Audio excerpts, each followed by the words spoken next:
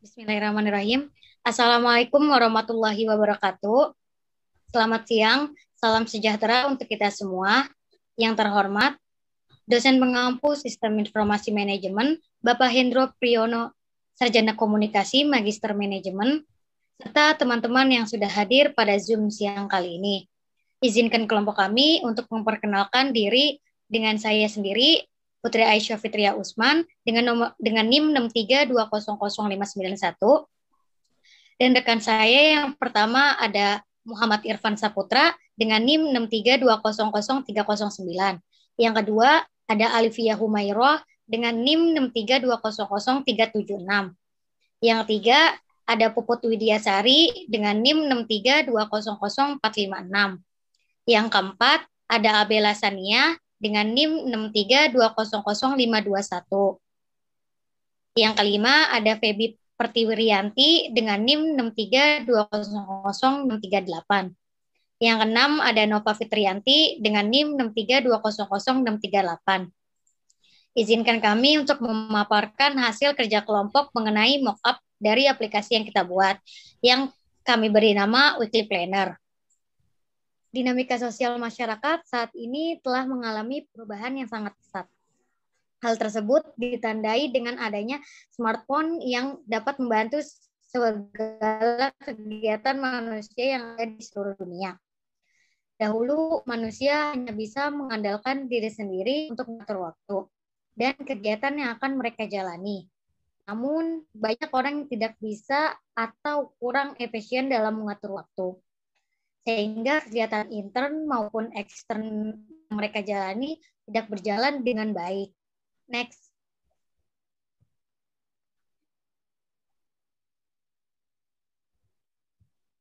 Oke, seiring berjalannya waktu, muncullah pemakaian memo dalam bentuk kertas maupun buku, dan alarm di jam yang disebut jam waker. Seseorang dapat mencatat pada memo tersebut untuk mengagendakan suatu kegiatan, misalnya rapat, lalu menyalakan alarm pada jam waker sebagai pengingat. Oleh Febi. Baik, presentasi akan saya lanjutkan. Di sini kita lanjut ke dalam problem atau masalah. Jadi, alasan kenapa kami membuat aplikasi Weekly Planner ini karena adanya sebuah tujuan. Nah, tujuan dari dibuatnya aplikasi ini adalah untuk menyelesaikan sebuah masalah. Nah, di sini ada beberapa masalah yang kami jadikan sebagai acuan atau target kami dalam menciptakan aplikasi ini. Yang pertama adalah pencatatan memo dengan menggunakan kertas. Hal ini dinilai kurang efektif karena ada banyak risiko yang kemungkinan terjadi jika pencatatan memo masih menggunakan kertas, seperti hilang ataupun rusak. Kemudian yang kedua, yaitu penggunaan jam waker sebagai alat pengingat. Ini juga kurang efektif karena di dalam sebuah jam sendiri, mesin jam yang tidak dirawat dengan baik juga dapat mengalami kerusakan. Ditambah jam sendiri juga masih menggunakan tenaga dari baterai yang kemungkinan akan habis kapan saja. Bisa dilanjut untuk slide-nya.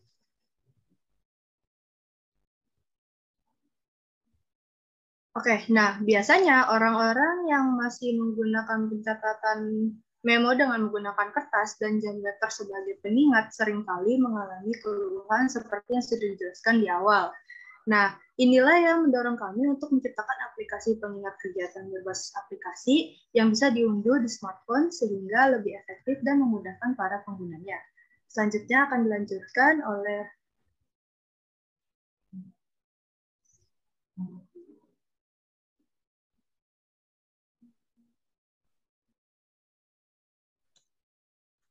Baik, saya lanjutkan. Di sini kita akan masuk dalam mockup yang telah kami buat. Aplikasi yang kami buat yaitu Weekly Planner. Yang pertama, di mockup halaman masuk itu ketika aplikasi sudah berhasil diinstal dan saat pertama kali aplikasi dijalankan, tampilan yang akan muncul yaitu seperti gambar ini. Mockup halaman masuk. Pada halaman ini terdapat tulisan selamat datang di Weekly Planner. Kemudian terdapat logo dari aplikasi Weekly Planner. Selanjutnya ada dua pilihan menu, yaitu menu login dan create account. User dapat memilih salah satu dari menu tersebut. Lanjut. Di halaman kedua, sebelum user dapat memilih login, di halaman kedua ini, user dapat memilih login pada halaman sebelumnya jika user sudah memiliki akun. Mockup halaman login tampilan yang akan muncul ketika user memiliki login pada halaman sebelumnya. Terdapat kolom username yang dapat user isi dengan nama user, kemudian dapat kolom password yang dapat user isi dan jangan sampai salah. Selanjutnya, user dapat mengklik tombol login untuk mengakses halaman selanjutnya. Kemudian user juga dapat login menggunakan akun Google, Facebook, dan Instagram. Lanjut. Di mockup yang ketiga ini, halaman create account. Jika user belum memiliki akun, untuk login, user dapat memilih menu create account pada halaman sebelumnya di gambar 1 yang tadi. Sesuai dengan gambar 3, mockup halaman account create account, jika user mengklik menu create account pada halaman sebelumnya di gambar halaman 1, tampilan yang muncul akan seperti ini. User diarahkan untuk menginstal email, password, dan konfirmasi password. Ketika user sudah memasukkan semua data, user dapat bisa untuk login. Namun, jika user ingin melewati bagian ini, user dapat langsung login melalui akun Google, Facebook, dan Instagram. Lanjut. Selanjutnya. Baik, selanjutnya akan saya jelaskan. Yang keempat ada mockup halaman pemilihan gender. Ketika user sudah berhasil login atau sudah membuat akun baru sesuai gambar 4, mockup halaman pemilihan gender, tampilan halaman selanjutnya yang muncul akan seperti ini. Pada halaman ini, user diarahkan untuk memilih salah satu gender untuk memudahkan proses administrasi. Jika sudah memilih, sistem akan otomatis menyimpan pilihan user. Kemudian, user dapat mengklik icon selanjutnya di kanan bawah untuk beralih ke halaman selanjutnya. Next. Yang kelima ada mockup halaman pengisian tanggal lahir. Ketika user sudah berhasil memilih gender sesuai gambar 5, mockup halaman pengisian tanggal lahir, tampilan halaman selanjutnya yang muncul akan seperti ini. Pada halaman ini, user diarahkan untuk mengisi kolom tanggal lahir, bulan lahir, dan tahun lahir untuk memudahkan proses administrasi. Jika sudah mengisi, sistem akan otomatis menyimpan data user. Kemudian, user dapat mengklik icon selanjutnya di kanan bawah untuk beralih ke halaman selanjutnya. Selanjutnya akan dijelaskan oleh... Oke, selanjutnya nomor 6. Mockup halaman penentuan status sebagai pelajar. Setelah user mengisi tanggal lahir, halaman selanjutnya adalah informasi yang menampilkan kategori status sebagai pelajar. User dapat memilih sesuai tingkatan yang sudah tersedia. Contohnya pada gambar 6, atau gambar di samping, ada beberapa kategori jenjang pendidikan. User dapat memilih dan menyesuaikan sesuai dengan jenjang pendidikan user saat ini. Kemudian sistem akan otomatis menyimpan jawaban. Jika user bukan seorang pelajar, user dapat langsung melewati atau abaikan halaman ini. Kemudian user bisa langsung mengklik icon selanjutnya yang ada di kanan bawah. Status sebagai pekerja. Jika user seorang pekerja, pada halaman ini akan menampilkan beberapa kategori pekerjaan.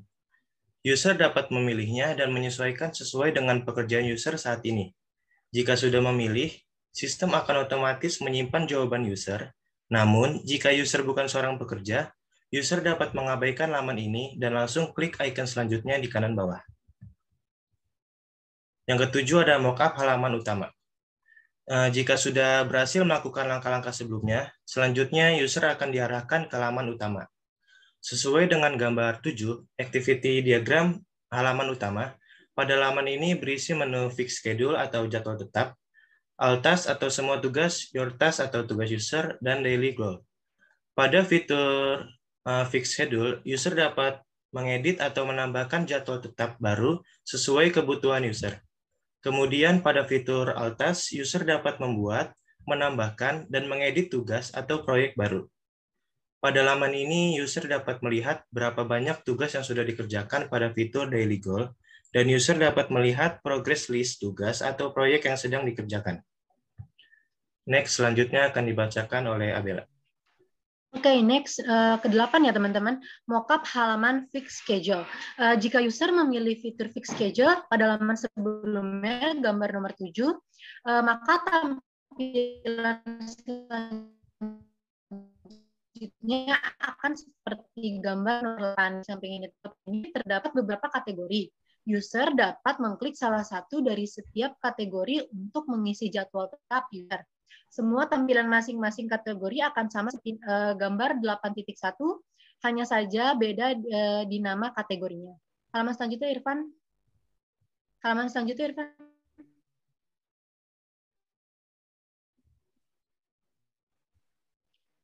Ya, menyesuaikan hari, mengisi deskripsi kegiatan, menyesuaikan waktu mulai dan selesai, menyalakan alarm. Kemudian user dapat mengklik icon simpan. Jadi contohnya itu teman-teman, ini mengisi jadwal belajar teman-teman. Jadi seperti jadwal kuliah pada hari Senin. Teman-teman bisa klik di hari Senin, icon sudah disediakan. Kemudian teman-teman bisa isi deskripsi kegiatan di kolom deskripsi kegiatan. Contohnya kuliah entrepreneurship, seperti itu ya teman-teman. Lalu teman-teman bisa atur waktu mulainya jam berapa dan waktu selesainya jam berapa. Nah, kemudian teman-teman juga bisa klik icon alarm on, dapatkan notifikasi pengingat. Tapi jika tidak mau, abaikan saja. Nah, setelah semuanya sudah terisi, teman-teman bisa klik tombol simpan. Nah, nanti hasilnya akan terlihat seperti di bawahnya. Teman-teman bisa scroll jika ingin melihat jadwal aktivitas belajar yang teman-teman sudah buat tadi. Selanjutnya akan dilanjutkan oleh... Baik, akan saya lanjutkan pada mockup halaman all text nomor 9. Jadi, kita akan beralih ke halaman all text. Ketika kita melihat fitur all text seperti gambar di samping, ketika kita mengkliknya, tampilan awalnya itu akan seperti ada di gambar sampingnya. Ada 3 kategori, yaitu kerja, bekerja, dan personal. Menggunakan kategori belajar atau bekerja. Nah, gimana sih contohnya itu dalam kategori belajar? Nah, contohnya itu kita sebagai mahasiswa akan mengupload jadwal belajar kita. Misalnya kita mau membaca modul pembelajaran dan menonton video pembelajaran mata kuliah Sistem Informasi Keuangan untuk semester 4 gitu. Nah, kalau untuk contoh yang bekerja, saya akan next, Irfan. Nah, pada gambar 9 ini, teman-teman ketika memilih fitur bekerja itu akan seperti ini tampilannya. Nah, di awal itu ada deskripsi kegiatan. Nah, teman-teman itu bisa mengisi deskripsi kegiatan, misalnya membuat proposal, mengerjakan tugas, mengerjakan proyek, dan lain-lain. Contohnya itu membuat proposal sistem informasi manajemen tentang perusahaan mingguan atau tentang apa, misalnya gitu. Kemudian ada kolom deadline. Nah, kolom deadline ini ada tanggal, bulan, dan tahun. Kemudian ada jam dan menitnya. Nah, teman-teman bisa menyesuaikan deadline kapan nih mau dikumpulinnya. Misalnya proyek ini akan dikumpulkan pada tanggal 9 bulan April tahun 2022. Kemudian deadline-nya itu jam berapa? Misalnya jam 8.30, berarti setengah 9 pagi. Kemudian ada tingkat kesulitan. Nah, fitur tingkat kesulitan ini bisa teman-teman sesuaikan. Misalnya, wah tugas ini susah banget nih, berarti misalnya kita bisa ngerjain 1,5 jam, atau misalnya 2 jam, atau misalnya 3 jam, teman-teman bisa ngerjain. Nah, itu kita bisa memilih 25%, 50%, 75%, atau 100%. Nah, yang ada di contoh ini, kita memilih 50%. Nah, ketika kita milih 50%, berarti teman-teman bisa mengerjakan sekitar 1,5 jam untuk proyek ini. Nah, yang terakhir itu ada skala prioritas. Nah, kita bisa nyesuaiin skala prioritasnya seberapa pentingkah proyek ini, atau seberapa cepatkah deadline-nya, atau seberapa susahkah proyek ini dikerjakan. Nah, itu bisa diatur semakin besar itu berarti skala prioritasnya itu semakin penting. Nah, selanjutnya ada alarm on dan off. Nah, teman-teman bisa mengklik salah satunya, yang on misalnya, atau yang off. Kalau kita klik yang on itu, berarti nanti ada notifikasi muncul untuk pemberitahuan atau pengingat. Nah, jika sudah semua kita isi, semuanya seperti ini, seperti dalam contoh, nah itu kita bisa klik simpan di paling bawah yang warna hijau. Seperti itu. Next. Nah, kesimpulan yang sudah kami jelaskan tadi, yang rekan tim kami sudah jelaskan tadi, jadi pembuatan aplikasi Weekly Planner ini bertujuan untuk mempermudah masyarakat, khususnya pelajar dan pekerja, untuk mengatur kegiatan dan waktu secara otomatis berbasis Android yang akan mereka jalani. Nah, dalam mengakses dan menggunakan aplikasinya. Kemudian yang terakhir, aplikasi Weekly Planner adalah aplikasi berbasis Android di mana semua kalangan dapat menggunakan dan mengakses aplikasi ini secara mudah. Nah, sudah selesai pemaparan materi tentang perancangan sistem informasi pada aplikasi Weekly Planner ini. Di mata kuliah sistem informasi manajemen, mohon maaf jika penjelasan kami masih kurang sempurna. Kemudian semoga presentasi kami dapat memberikan ilmu baru yang bermanfaat, dan saya ucapkan terima kasih kepada rekan tim saya, kelompok 2 yang sudah bekerja sama dengan baik. Saya akhiri presentasi ini. Wassalamualaikum warahmatullahi wabarakatuh.